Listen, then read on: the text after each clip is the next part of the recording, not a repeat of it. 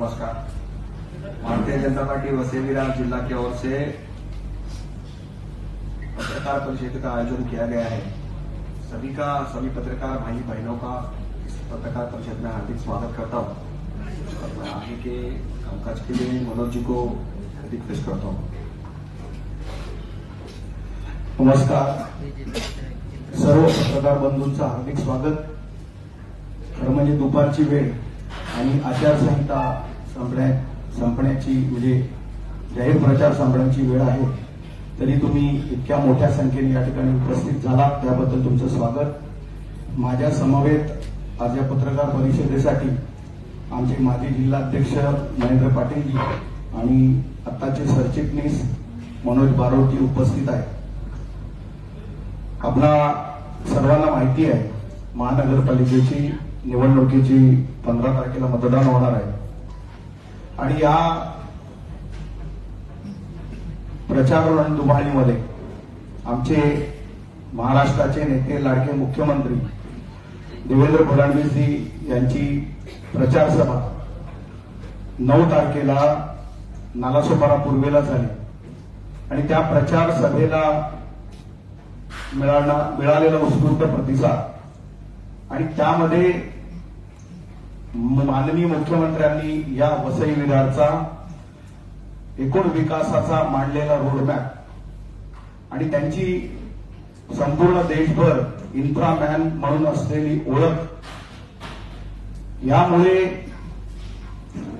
वसई विरारच्या जनतेमध्ये, नागरिकांमध्ये आणि विशेषतः मतदारांमध्ये भारतीय जनता पक्षाविषयी असलेली ओढ, भाजपा शिवसेना महायुतीच्या बाजूने झुकत असलेलं जनमत, याच्यामुळे माजी आमदार आणि बहुजन विकास आघाडीचे सर्वेसर्वा हितेंद्रजी ठाकूर यांच्या आणि संपूर्ण बहुजन विकास आघाडीच्या नजरेसमोर पराभव दिसायला लागला आणि त्या पराभवाच्या भीतीने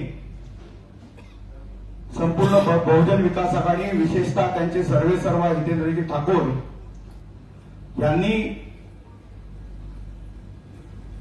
मुख्यमंत्र्यांवरती ज्या पद्धतीची टीका केली।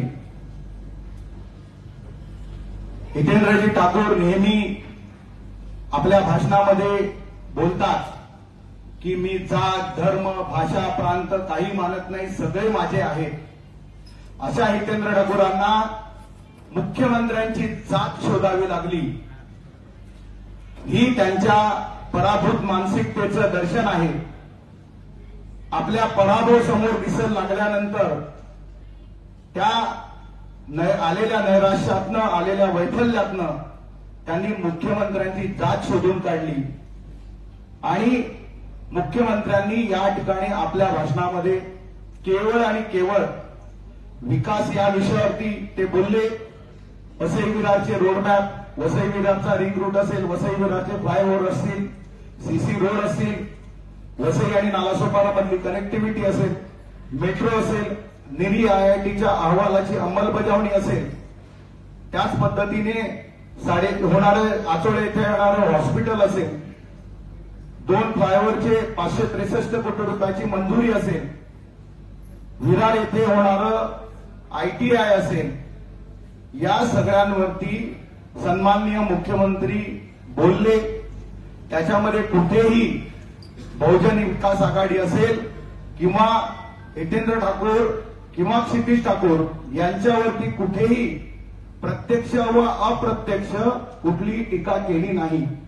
तरी सुद्धा हितेंद्र ठाकूर यांनी मुख्यमंत्र्यांवरती बोलताना की ते इतक्या नीच पातळी, खालची पातळी गाठली, त्याच पद्धतीने त्यांनी जी भाषा वापरली की मुख्यमंत्री इतक्या खालच्या पातळीवरती आले, त्यांनी भ भ भ भ बोलायचं ठेवलं आणि त्यांची थेट जात काढण्याची पाळी हितेंद्र ठाकूर यांच्यावरती आली। त्यामुळे भारतीय जनता पक्ष या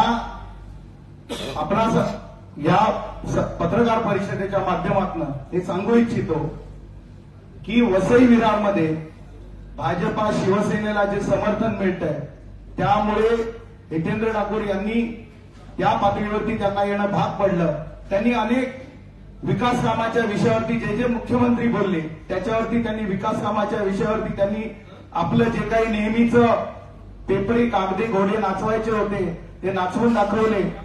गेली 25 वर्ष वसई विरारची जनता हे 4 फ्लायओव्हर, 12 आतमधले उड्डाणपूल जे आता 60 झालेले आहेत, रिंग रोड, मेट्रो, त्याच पद्धतीने निधी IITचा रिपोर्ट, हॉस्पिटल, या सगळ्या गोष्टी वसई विरारची जनता बघते आहे. त्याची स्वप्न, खोटी स्वप्न दाखवली गेली आणि त्यामुळे ही स्वप्न सगळी खोटी 2024 साली वसई विरारच्या जनतेने निर्णय घेतला आणि विधानसभेमध्ये परिवर्तन केलं. गेले 6 वर्षामध्ये ज्या पद्धतीचं काम दोन्ही आमदारांनी केलं आहे, आता हितेंद्र ठाकूर नेहमी सांगतात की हे आमचे प्रोजेक्ट आहेत, हे आमचे प्रोजेक्ट आहेत. मुळात हे MMRDA आणि राज्य शासनाच्या नियोजन विभागाच्या माध्यमातून तयार झालेले प्रोजेक्ट असतील. हे सागरी सेतू असेल, मेट्रो असेल, फ्लायओव्हर असतील, त्यानंतर CC रोड असेल, हे सगळे जे आहे हे नियोजन MMRDA आणि महाराष्ट्र शासनाचं नियोजन डिपार्टमेंट करतं. रिंग रोडचा विषय आहे, वसई विरारचा रिंग रोड आहे जो सिडकोच्या आपल्या मॅपमध्ये आहे. त्या रिंग रोडसाठी गेली अनेक वर्ष हे लोक म्हणतात आम्ही प्रयत्न करतो, परंतु आपण बघितलं असेल तर पूर्वेकडचा जो रिंग रोडचा भाग आहे हा संपूर्णपणे अनधिकृत बांधकामांनी व्यापलेला आहे. विशेषतः विरार पूर्व आणि नालासोपाराचा रिंग रोडचा जो भाग आहे संपूर्णपणे अनधिकृत बांधकामांनी व्यापलेला आहे. आज त्या ठिकाणी रिंग रोड करायचं असेल तर या सगळ्या लोकांची रिसेटलमेंट करणं गरजेचं आहे.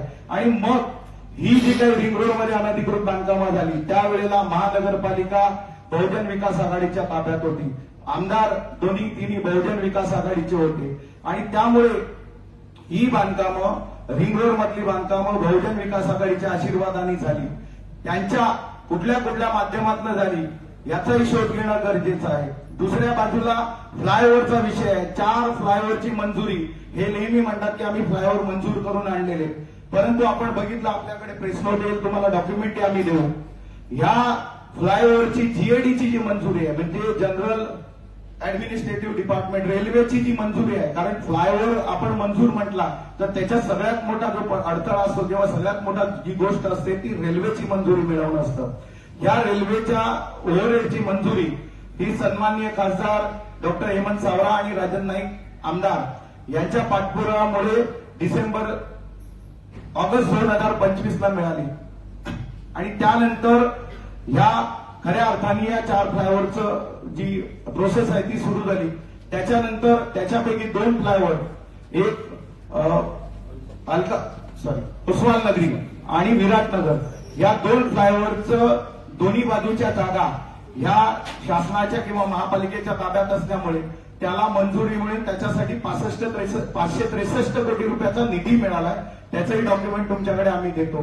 त्याच्यासोबत मेट्रो 13चं जी काम आहे त्याचा जे काही फास्ट ट्रॅक वरती आहे ते या आमदारांच्या पाठपुराव्यामुळे झालं. सगळ्यात मोठा जो विषय आहे तो हॉस्पिटलचा. हितेंद्र ठाकूर यांनी बोलताना सांगितलं की क्षितिज साकुरांचा वाढदिवस होता, मग मुख्यमंत्र्यांनी 25 कोटीचा वाढदिवसाचा चेक दिला, गिफ्ट दिली. मुळात हा विषय कौटुंबिक नाही, हा विषय वसई विरारच्या जनतेचा आहे. कुणाचा तरी वाढदिवस आहे म्हणून कुणाला तरी कोणीतरी चेक भेट देतं असं कधी होत नाही. वसई विरारच्या जनतेचा हॉस्पिटलला जिव्हाळ्याचा विषय आहे. परंतु त्या हॉस्पिटलच्या बाबतीत बघितलं तर ज्या वेळेला त्या ठिकाणी भूमिपूजन केलं गेलं त्यावेळेला त्याच्यातला काही भाग, संपूर्ण हॉस्पिटलची जी आज जागा आहे त्याच्यातला काही भाग हा सन्माननीय न्यायालयाच्या नावावरती होता. ही बाब जेव्हा भारतीय जनता पक्षाच्या लक्षात आली त्यावेळेला विधानसभा निवडणुका झाल्या नव्हत्या. त्यावेळेला आमदार राजन नाईक साहेब असतील, मी असतील, जिल्हाध्यक्ष महेंद्र पाटील असतील, आम्ही वकील संघटनांचा सुद्धा आग्रह होता की आम्हाला कोर्टाची जागा ही त्याच भागामध्ये म्हणजे ज्या भागात आता कोर्ट आहे वसई कोर्टाच्या ठिकाणी त्या परिसरात मिळावी.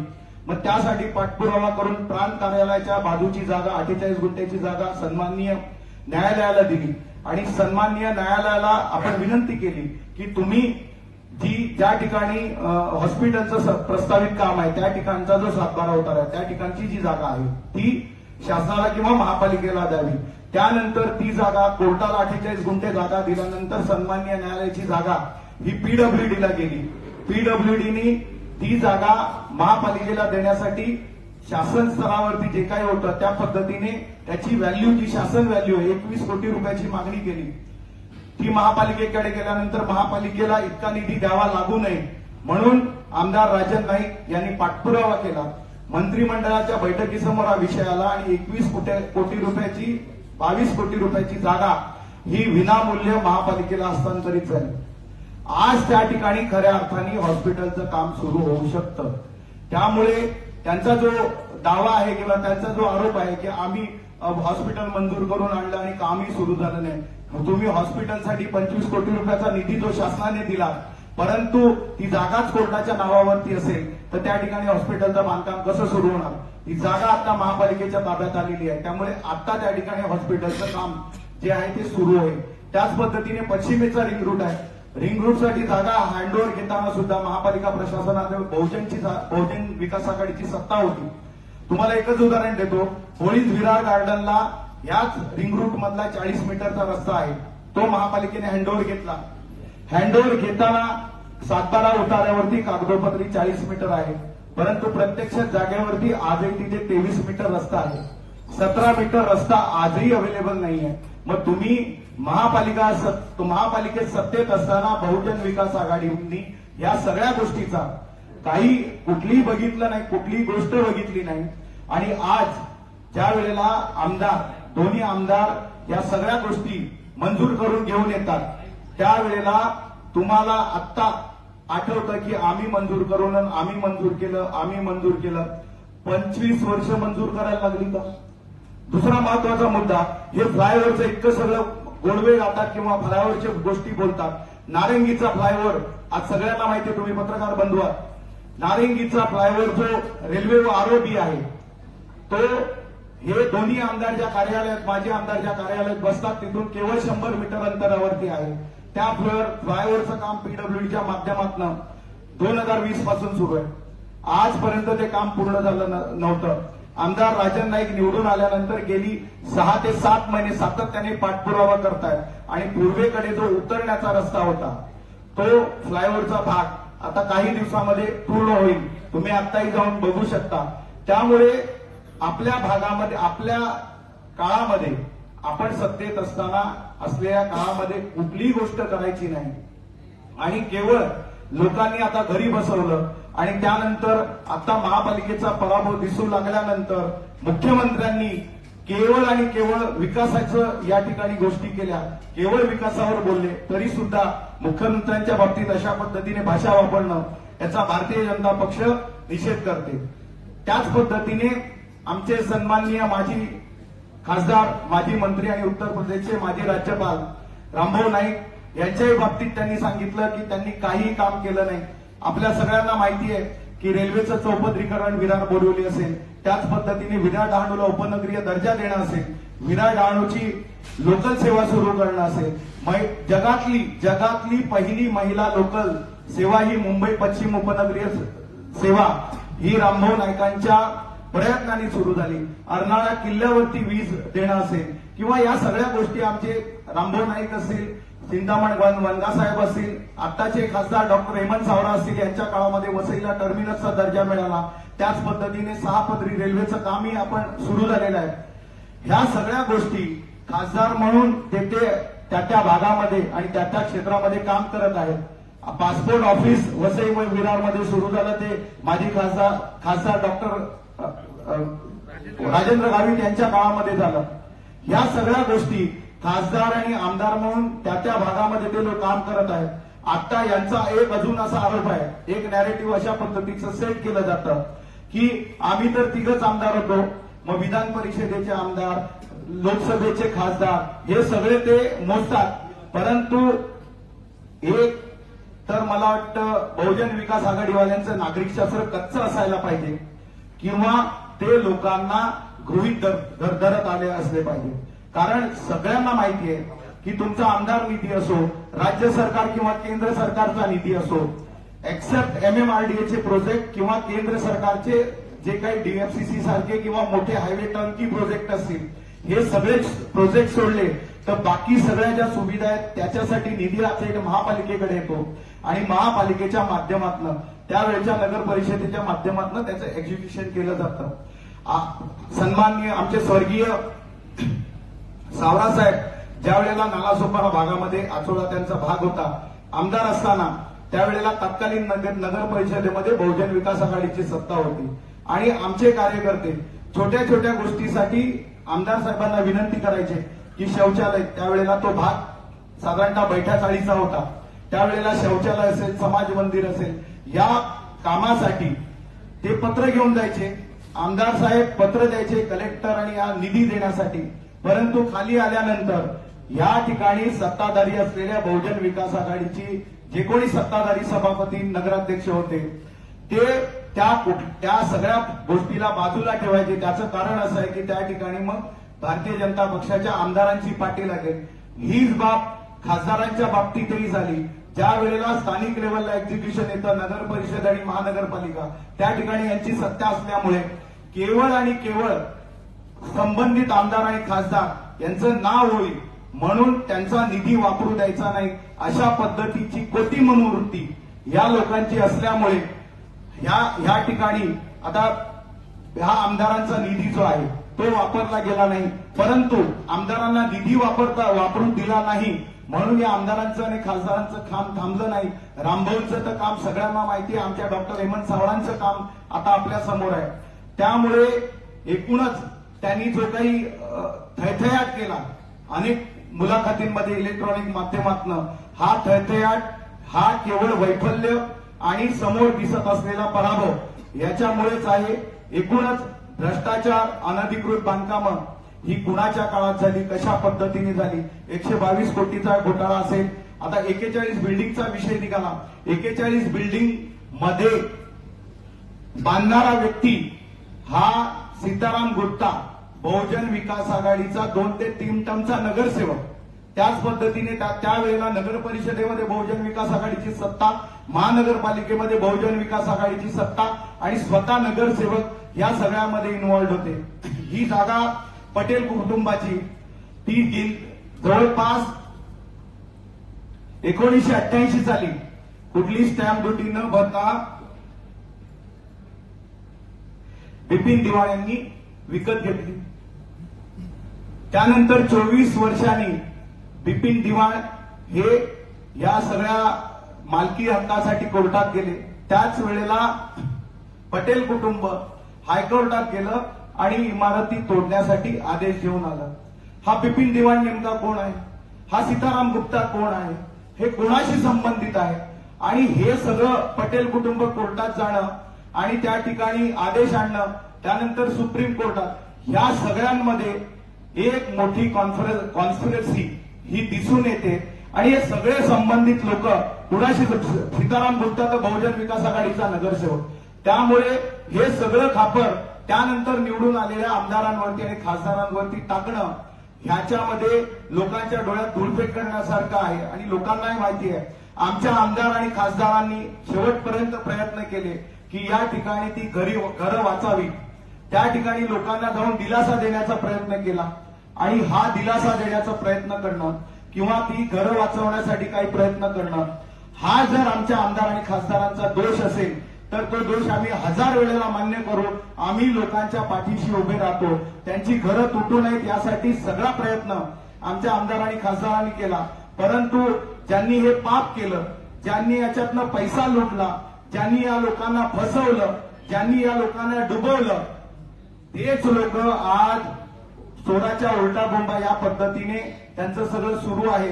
सन्माननीय मुख्यमंत्र्यांनी स्पष्टपणे सांगितलं की कुठल्याही परिस्थितीमध्ये आम्ही एकही घर तोडू देणार नाही, आम्ही घर तोडणाऱ्यांपैकी नाही तर आम्ही घर देणाऱ्यांपैकी आहोत. त्यामुळे या ठिकाणच्या ज्या इमारती आहेत या सगळ्या इमारतींचं क्लस्टर डेव्हलपमेंट करून ह्या जी अनधिकृत घरं आहेत त्यांना खऱ्या अर्थाने अधिकृत निवारा देणं किंवा त्यांना त्यांचं संरक्षण करणं ही भारतीय जनता पक्षाची भूमिका आहे.